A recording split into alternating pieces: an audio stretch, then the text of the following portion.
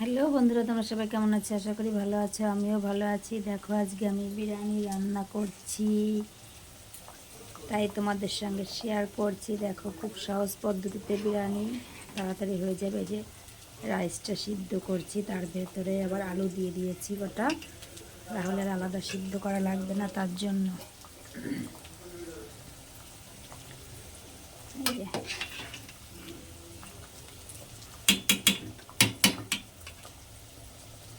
এই যে এখানে বেরেস্তা ভাজা করছি।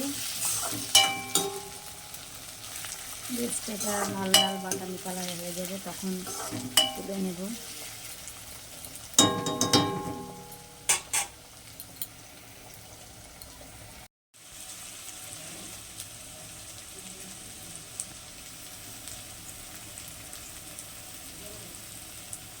বিরিয়ানির মাংসটা কষিয়ে নিচ্ছি।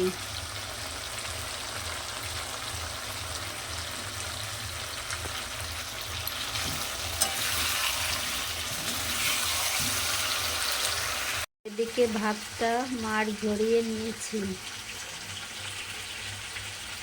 আবার মাংস দিয়েছি, তারপরে আবার রাইস দেব।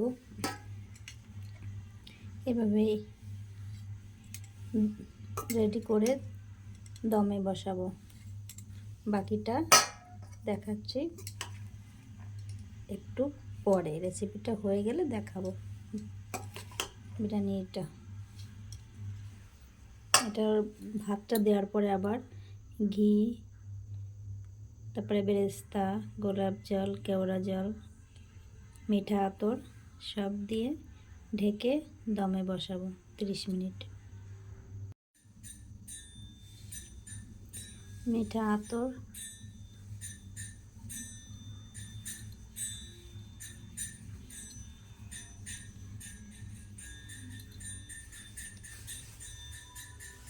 একটু ঘি আগেও দিয়েছি, এখন আবার একটু দিচ্ছি।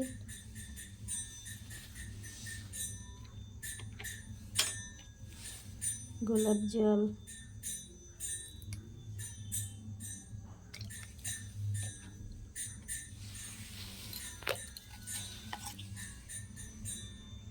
কেওড়া জল,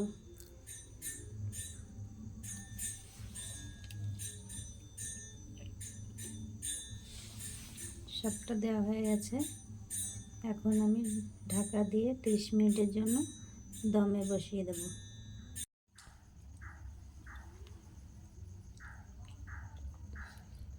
ওয়াও, কি সুন্দর হয়েছে বিরিয়ানিটা!